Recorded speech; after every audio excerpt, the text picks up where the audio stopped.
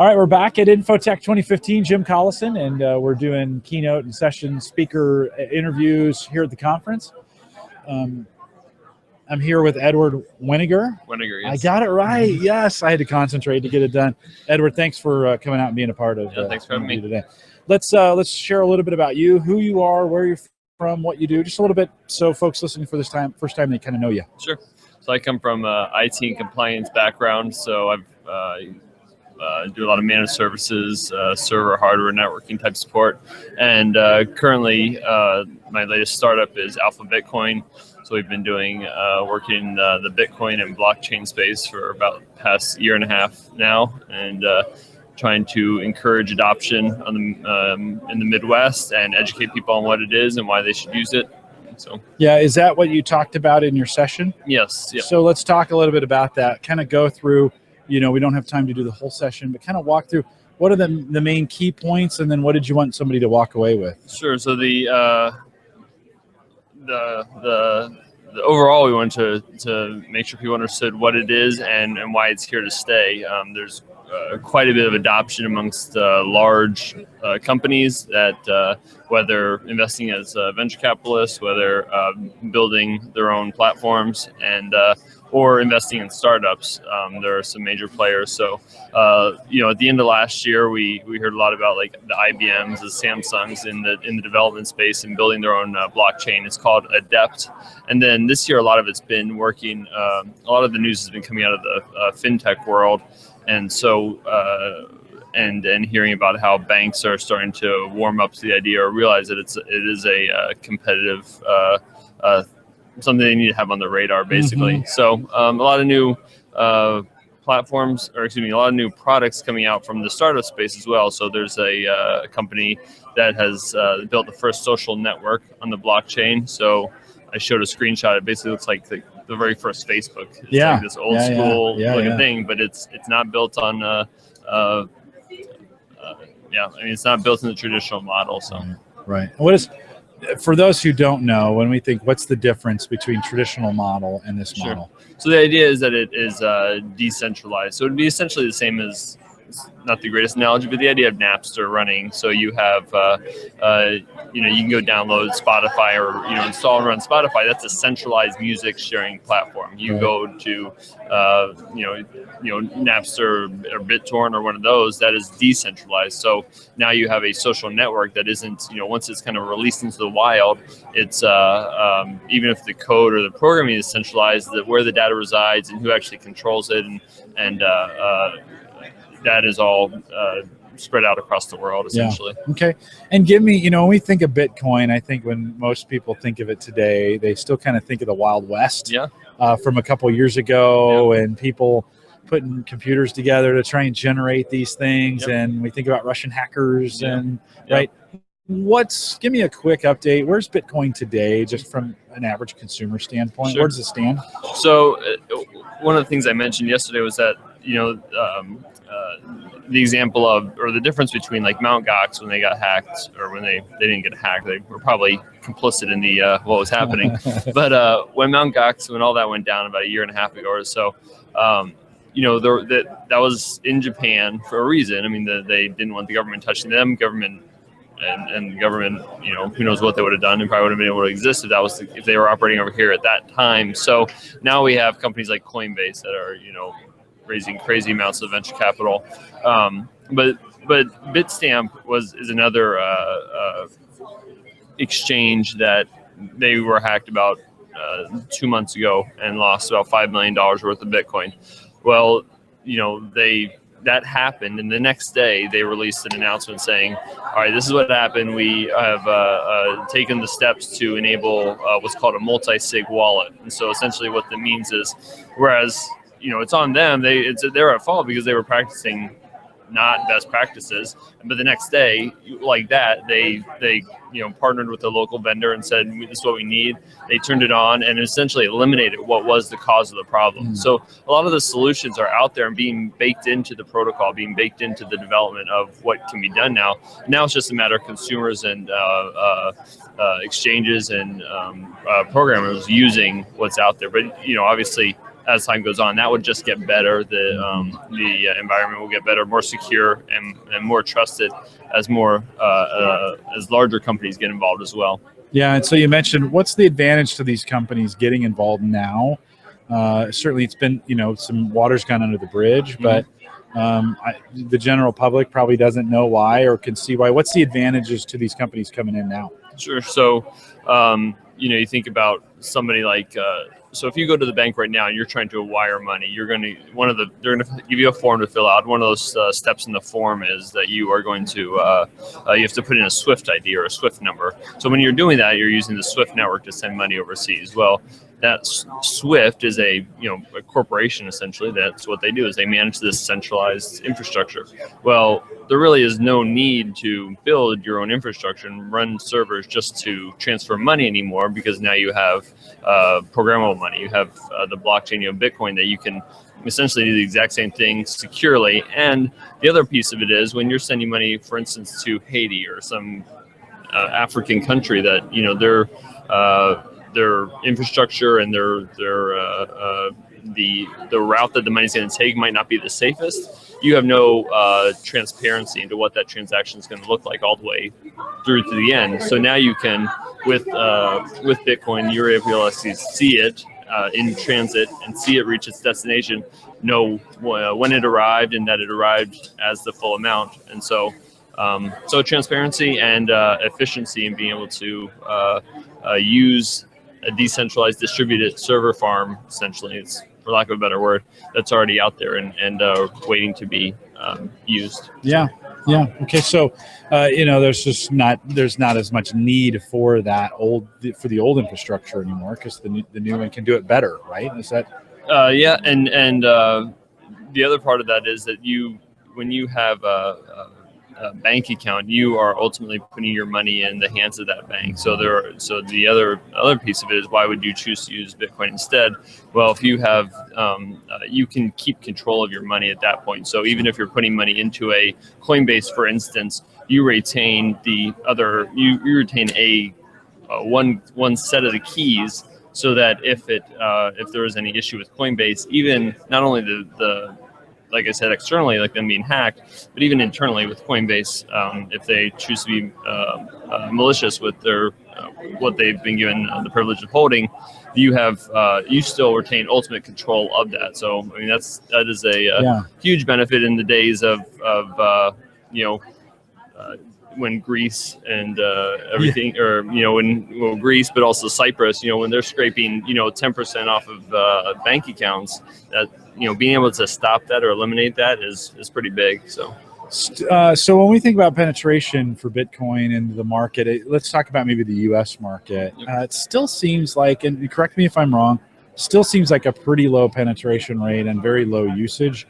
Do you have any numbers of is it increasing? Are we seeing larger adoption for it? Is it in numbers that are meaningful and significant when we think about the average person actually taking advantage or using something like Bitcoin? So some of the daily records for number of transactions has been set repeatedly over the past few months. So transaction volume is increasing. That doesn't go to your point exactly about the United States. Yeah. However, that being said, I don't think the United States is necessarily going to be the driver of adoption. Okay. They're the driver of innovation and development, obviously, with what's been being done here. But I think most of the early adoption will come in the form of countries like India, where the Gates Foundation is over there spending millions of dollars trying to figure out how to deploy digital currency in India. I think that's where you're going to see it, because we have an infrastructure that's fairly robust and fairly secure, but we don't have, it's the other countries in some of the, South America, Africa, India, those types of areas that we're likely that are really in need of something like the blockchain that would really could really use that. Because does that bring down the cost? There's an inherent cost to money.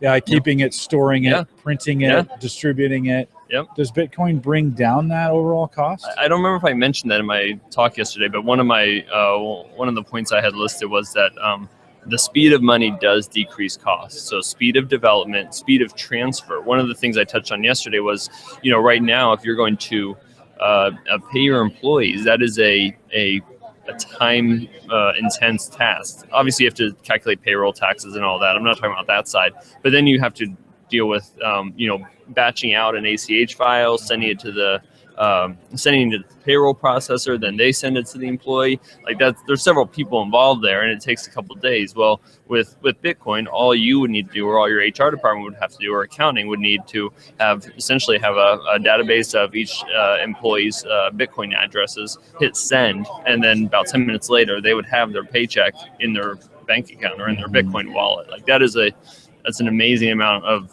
cutting out vendors and then cutting out lag time, and getting your employees paid. That's pretty big. Mm-hmm. But it is slow adoption here in the United States. I mean, there's other countries where it's probably working better. Do you see? I mean, the U.S. we're incredibly entrenched. That doesn't mean things can't change quickly, right? BlackBerry was incredibly entrenched, and it was dethroned pretty quickly, right? From that standpoint, do you see not hope, but some optimism that this could actually go somewhere here in the U.S.? So there's a company called or bank called Fedor. They're based out of Germany. I think that's where they were born as well. And they just recently moved or opened shop in the United States or boosted their presence here. And they have partnered with 2 Bitcoin companies to allow you to not only store your US dollars in your Fedor bank account, but also you can also store your Bitcoin as well. So it's stuff like that where when, I won't say any names, but when you have the big banks that are cracking down on, you're a Bitcoin business, you can't bank with us, versus you've got the Fedors that are coming in and saying, yes, your Bitcoin's welcome here, and we'll take all your business banking as well. Yeah. That's where I would bank, but I'm kind of biased. So sure, no, and you know the information. Let me ask that. If I'm the average consumer, what are the 1 or 2 or 3 things I should know today about Bitcoin that might change my opinion of it? And I'll go. So I will.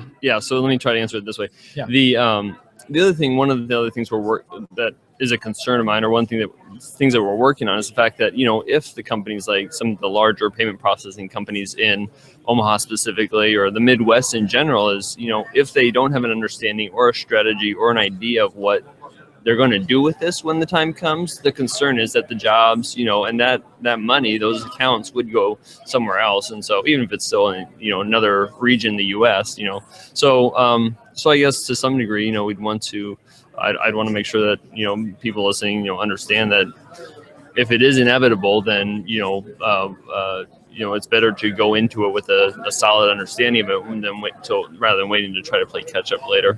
I would, but from a consumer perspective, I'd want to, I think it's important to know that it's not really the wild west anymore. I mean, you have, Coinbase made a huge deal last year about trying to get regulated, for lack of a better term, and so they're so it's not like they're trying to evade anything or be scandalous. It's a way of sending money overseas without paying the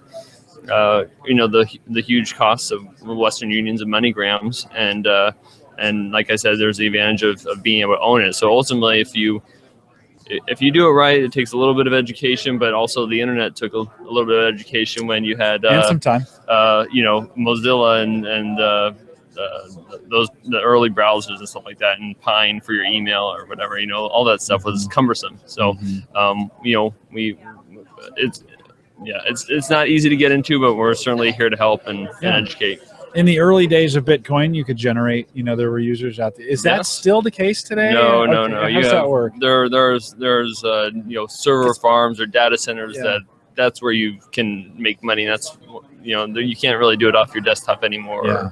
Is it just because it's too hard and too complicated and takes too long, and it's not worth the energy putting it into? Yeah, exactly. Yeah. That's the way it was written. I mean, it was meant to the difficulty increases over time, and so I always think in the back of my head, like, man, if we were just mining, we can make so much money. But then I remember, oh yeah, I can just go to we have a Bitcoin ATM at Jones Brothers, Cupcakes and Exarban. And so I could just go to the ATM and buy, $100 worth of Bitcoin just as easy as I could, like trying to invest in mining equipment. Yeah, so yeah. It's gotten pretty complex. Yeah. And I know some folks who did that, and that was a year or two ago, and we're going to make tons of money. And I think some of them actually did make some pretty good. You could back then. Make some pretty good coin, so to speak, to get that done. From your perspective, and I know you come at this from a pro perspective, but what are the cons today? Like, what are still the holes or the gaps that need to be filled in? Okay, I think there is the risk that who knows, the miners one day just pull the plug and decide I'm done, and everybody just walks away. Is it a system that could just someday just be done? Can someone pull the plug, or is this? I mean, is it distributed? No. It is distributed. I meant like if you had like, and I don't mean literally, a couple 100,000. But I mean, if you consider a few partners pull out, and all of a sudden, the system collapses. The Greece decides to leave the EU, and that causes a financial crisis that causes Bitcoin to crash. I would say it's the opposite, but I get your point. So there's last I don't keep up with it very often, but there's the last I saw there were 6 petahashes of mining going on. So that is a large number, larger than most of the supercomputers put together out there. So there's the price in order to cover the electricity, even if the price did drop to a certain point, there are enough people that understand and are behind and are advocating for the freedom of money that I think there would still be enough.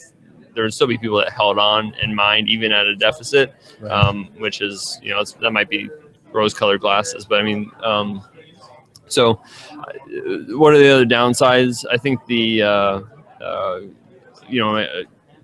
concern of the government over-regulating, I think that could be a concern that would affect the price potentially in a negative manner, because the people that are in it to own their own money, that would be a negative thing in their perspective. So that's probably the biggest downside, I guess, right now would be if the government stepped in too heavy-handedly and what if it was adopted too quickly? Is there enough supply to be able, because you got to generate, right?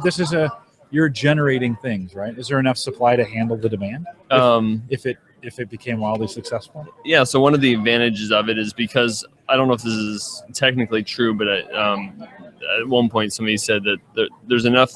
If you had 1 Bitcoin, because there's 8 decimal places behind it, there's 1 Bitcoin moves fast enough that it could essentially it could handle all of the Bitcoin traffic going on at any given time. So, that's another advantage, that it moves quickly. So, but also there's about 14 million of the 21 million have been mined so far. So we're about, whatever that is, 2/3. Yeah. So there's quite a few out there. And the fact that if you count, when you get to 21 million, I use this fact in my talk yesterday. Yeah. When you get to 21 million, that equates to 2.1 quadrillion units. In 2012, there were 5 quadrillion U.S. cents.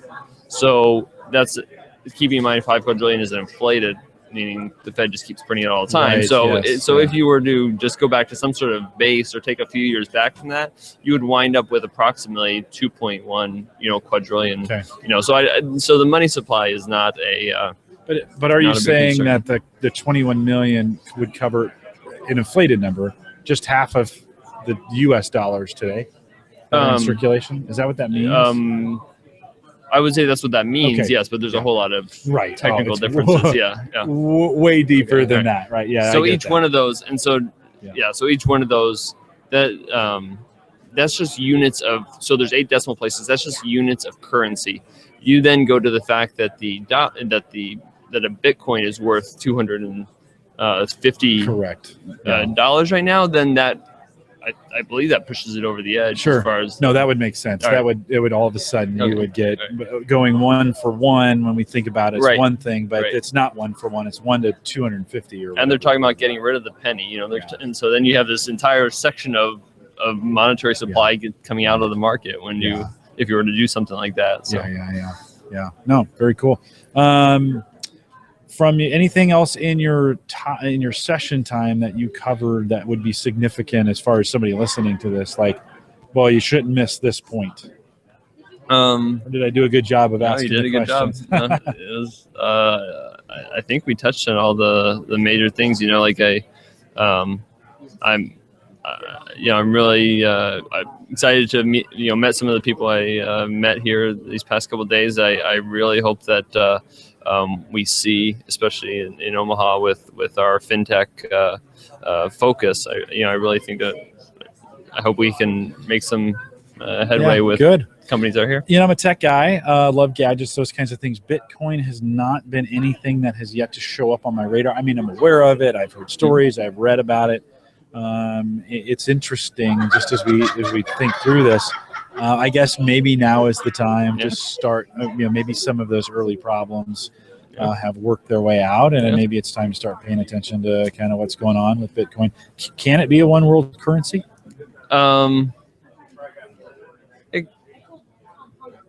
It could be. I don't know why you would want it to be. I think there's something to be said for diversity and some governments having their own currencies for certain things. Yeah. Would it, and should it ever completely replace the dollar in the United States? No, I think the analogy. So, all right. So one of the things I touched on was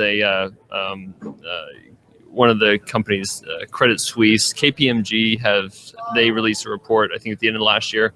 Credit Suisse released theirs this year. And one of the things they touched on was the kind of obfuscation between whether it's gold, whether it's a commodity, or whether it's a currency. And so, it's a commodity because you can buy and sell and trade it, or a stock, essentially a stock. You can hold it to watch the price go up or down. It's currency. You can buy a cupcake at Jones Brothers Cupcakes with it, and it's essentially gold because it's a store of value. So to that point, I think it's going to be more like the gold, more like the bundle of currencies that the UN currently holds. I think that's where I would see it more of like everything's kind of tied to it, but not necessarily replace all those. Okay, and be an international currency. Yeah. In the sense that it makes it super easy to move between countries. Correct. Yes. And maybe fill that spot, right?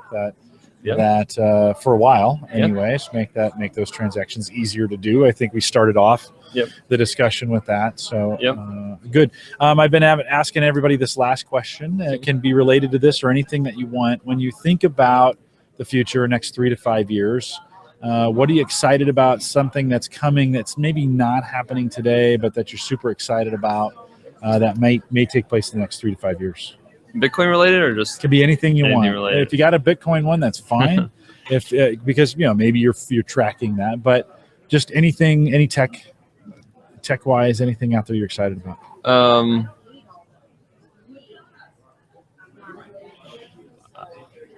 I stumped him. Yeah, yes. I'll just use a Bitcoin one. That's all my mind is all Bitcoin right now. So probably the ability